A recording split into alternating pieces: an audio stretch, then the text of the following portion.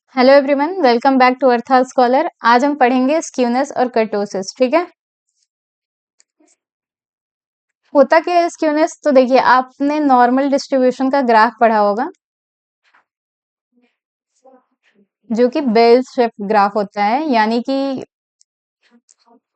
जितना इधर एरिया होता है उतनी एरिया इधर होता है। सिमेट्रिकल डिस्ट्रीब्यूशन को शो करता है। सिमेट्रिकल डिस्ट्रीब्यूशन को शो करता है। तो स्क्यूनेस क्या बताता है? स्क्यूनेस मेजर है इसी शेप का। ठीक है, कि आपकी जो डिस्ट्रीब्यूशन है, आपका जो फ्रिक्वेंसी डिस्ट्रीब्यूशन है डेटा का, वो कितना सिमेट्रिकल है या नहीं है। अगर नॉन सिमेट्रिकल है तो वो पॉजिटिवली स्क्यूड है या नेगेटिवली स्क्यूड है। ये चीजें स्क्यूनेस बताता है आपको। Two sets of data can have the same mean. देखिए, अब दो सेट ऑफ डेटा अगर आपके पास है जिनका की मीन और स्टैंडर्ड डेविएशन सेम है, फिर भी उनका स्क्यूनेस डिफरेंट हो सकता है।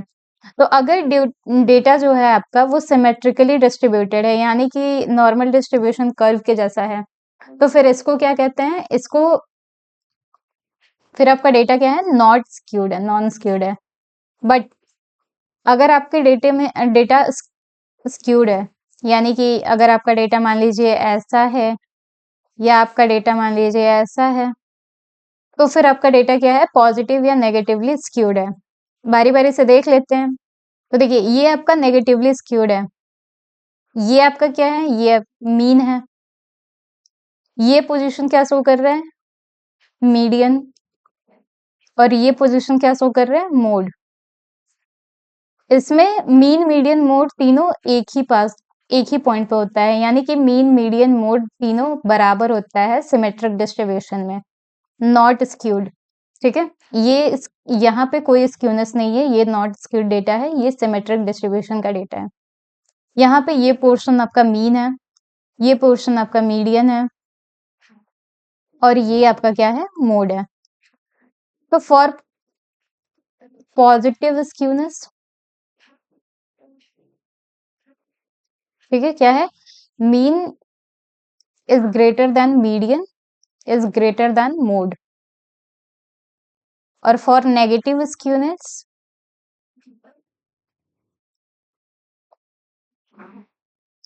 Mean is less than median is less than mode.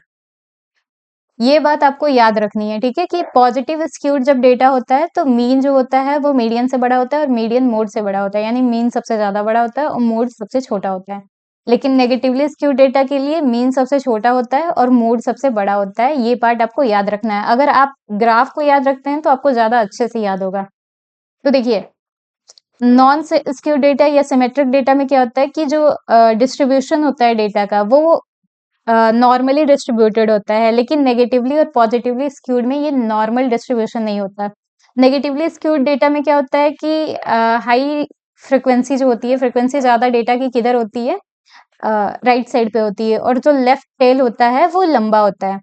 जबकि पॉजिटिवली स्क्यूड में क्या होता है? फ्रिक्वेंसी ज्यादा होती है लेफ्ट साइड पे, और जो राइट टेल होता है वो लंबा होता है।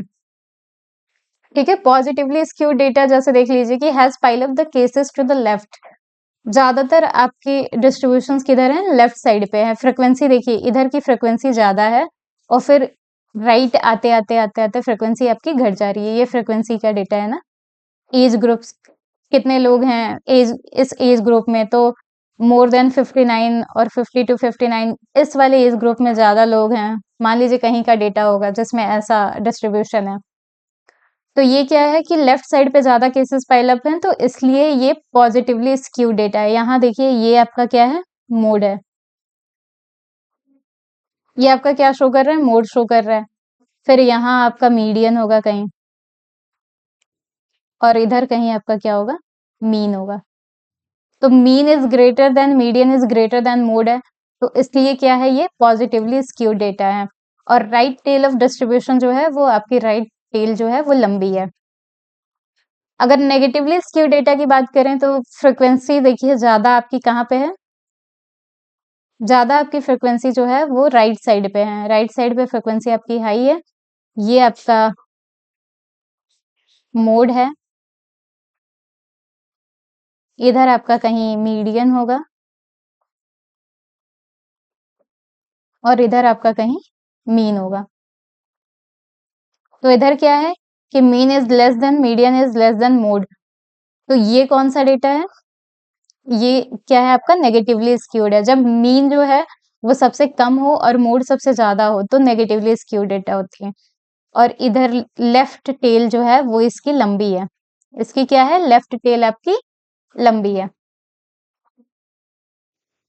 मेजर्स देख लेते हैं कि सिमेट्री को मेजर कैसे करते हैं स्क्यूनेस को। तो पियर्सन्स ने दो कोफिशिएंट दिए थे, फर्स्ट कोफिशिएंट और सेकंड कोफिशिएंट। फर्स्ट में इन्होंने कहा था कि mean minus mode upon standard deviation, ये आपका पहले का फॉर्मूला है, mean minus mode upon standard deviation. और दूसरा स्क्यूनेस कोफिशिएंट जो है उसका फॉर्मूला है 3 mean minus median is equal to standard deviation. ये याद रखिएगा, देखिए मीन माइनस मोड जो होता है वो लगभग आपका सेम ही होता है 3 मीन माइनस मीडियन के।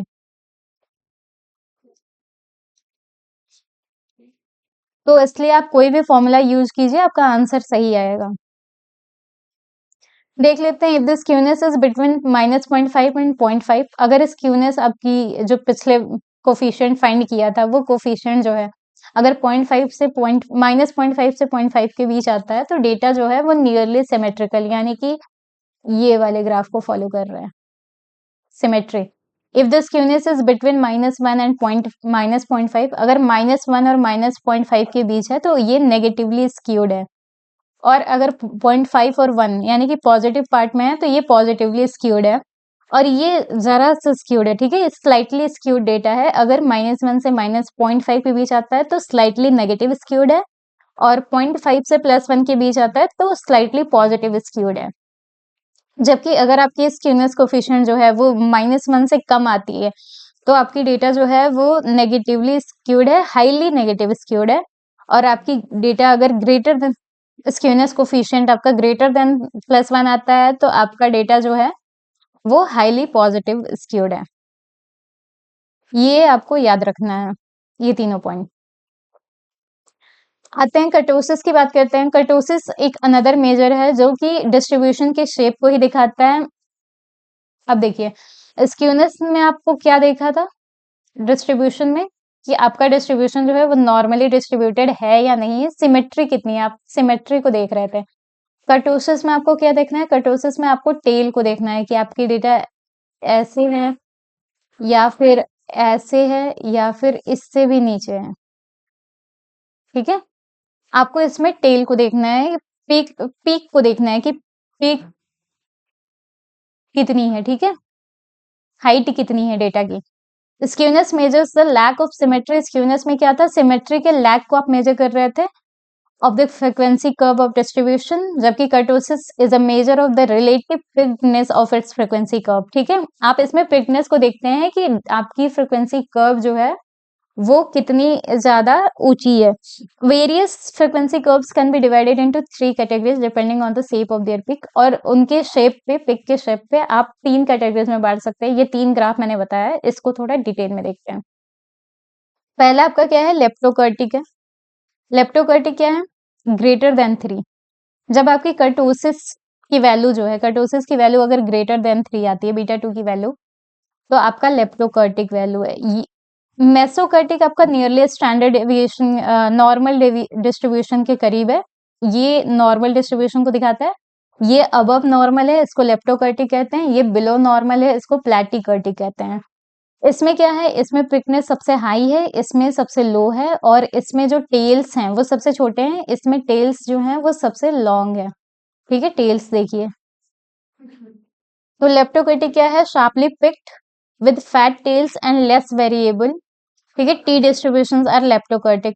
इसमें शार्पली पिक्ड है, यानी कि पिक सबसे ज्यादा पिकनेस है इसमें, और फ्लैट, ठीक है, टेल्स हैं, फैट टेल्स हैं।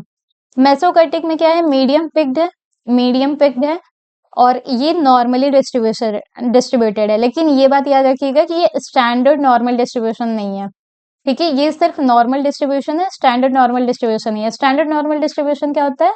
जिसमें आपकी मीन जो है वो 0 हो और वेरिएंस आपका क्या हो?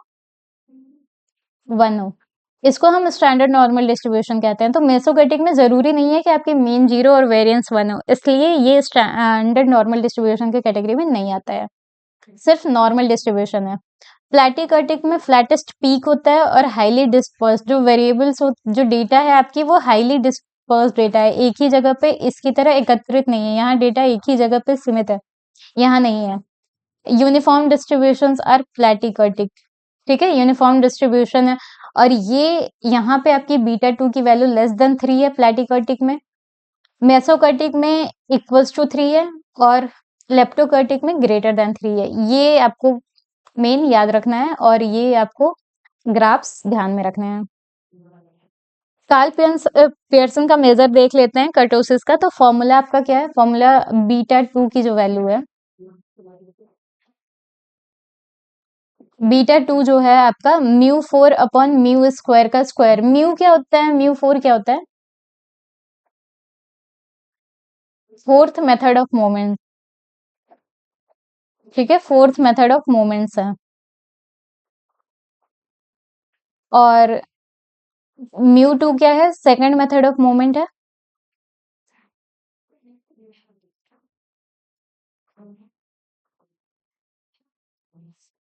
इसको ही हम वेरिएंस भी कहते हैं। फर्स्ट मेथड ऑफ मूवमेंट जो होता है म्यू 1 होता है, इसको मीन कहते हैं, सेकंड को वेरिएंस कहते हैं, ठीक है। तो ऐसे 4 मेथड ऑफ मूवमेंट होते हैं। तो म्यू 1 मीन होता है, म्यू 2 वेरिएंस होता है, म्यू 3 स्क्यूनेस को कह देते हैं। तो आपका कर्टोसिस का फॉर्मूला क्या है, beta 2 is equal to mu 4, यानी कि फोर्थ मेथड ऑफ मोमेंट को आप डिवाइड कर देंगे सेकंड मेथड ऑफ मोमेंट के स्क्वायर से, यानी कि वेरिएंस के स्क्वायर से।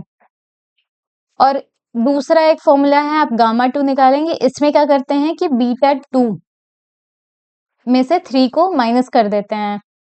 अब देखिए दोनों को जज करने का क्राइटेरिया अलग अलग है। अगर आप बीटा 2 के वैल्यू, अगर आप बीटा 2 का फॉर्मूला लगा रहे हैं तो आपको क्या देखना है, 3 के वैल्यू पे देखना है। अगर ये 3 के बराबर है तो मेसोकर्टिक है, अगर ये लेस देन 3 है तो प्लैटिकर्टिक है, और ग्रेटर देन 3 है तो लेप्टोकर्टिक है, जो कि हमने पीछे देखा। और अगर आप गामा वाला फॉर्मूला लगा रहे हैं यानी कि बीटा 2 माइनस 3, तो फिर आपका अगर गामा 2 0 है तो फिर मेसोकर्टिक है, गामा 2 लेस देन 0 है तो प्लैटिकर्टिक है, और गामा 2 ग्रेटर देन 0 है तो लेप्टोकर्टिक है। तो आपको ये ध्यान रखना है कि आपको जो फॉर्मूला लगाना है उस हिसाब से क्राइटेरिया देखनी है। एक सवाल कर लेते हैं तो आपको ज्यादा अच्छे से समझ आएगा कि कैसे कर्टोसिस को फाइंड करते हैं। तो पियर्सन,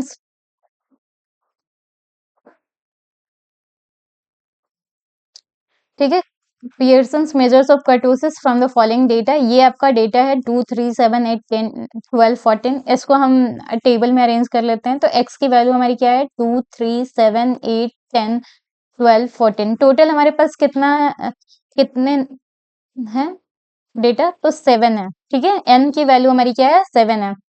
अब हम मीन निकाल लेते हैं पहले। तो मीन क्या होगा, सारे को ऐड करके अपॉन 7 से डिवाइड कर देंगे, तो दैट इज 8। हमारी मीन आ गई 8। अब देखिए मैंने बताया था कि सेकंड मेथड ऑफ मूवमेंट यानी कि वेरिएंस, तो ये वेरिएंस का फॉर्मूला है x माइनस एक्स मीन का होल स्क्वायर अपॉन m। तो पहले हम x माइनस एक्स मीन करेंगे, तो 2 minus 8 minus 6, 3 minus 8 minus 5, 7 minus 8 minus 1, 8 minus 8 0, 10 minus 8 2, 12 minus 8 4, 14 minus 8 6। फिर इसको हम स्क्वायर करेंगे, 36, 25, 1 0, ये सारे स्क्वायर्स हैं, ठीक है। इनको हम ऐड किए तो 110 आया। और फिर इसको हम क्या करेंगे,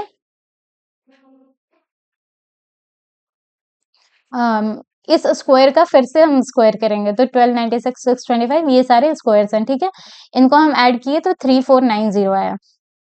तो हमारा फॉर्मूला क्या था, beta 2 fourth method of moment upon mu 2 का स्क्वायर। तो हम पहले म्यू 4 निकाल लेते हैं। म्यू 4 हमारा क्या है, समीशन इतना अपॉन n। इसका समीशन कितना आया है, 3490। तो 3490 अपॉन 7 करेंगे तो 498.57 आएगा। फिर म्यू 2 का स्क्वायर, म्यू 2 हमारा कितना है, 110 अपॉन 7। तो 110 अपॉन 7 का स्क्वायर कर देंगे, ये 246.49 आएगा। अब देखिए इन दोनों को डिवाइड करेंगे, 2.022 आया। तो यहाँ हम क्या किए हैं, बीटा 2। तो हमारी क्राइटेरिया क्या होगी, हम किससे चेक करेंगे, 3 से चेक करेंगे कि 3 से ग्रेटर है, लेस है या इक्वल है। तो ये क्या है, 3 से लेस है, तो दैट्स वाई ये क्या है, प्लैटिकर्टिक है। हमारा डिस्ट्रीब्यूशन क्या है? फ्लैटिकर्टिक है, यानी कि ये वाला ग्राफ है, जो सबसे छोटा वाला ग्राफ है। समझ आया? आज के लिए इतना ही। उम्मीद है आपको समझ आया होगा skewness and kurtosis. Like, share, subscribe करें और आगे आने वाली वीडियोस के लिए जुड़े रहें। थैंक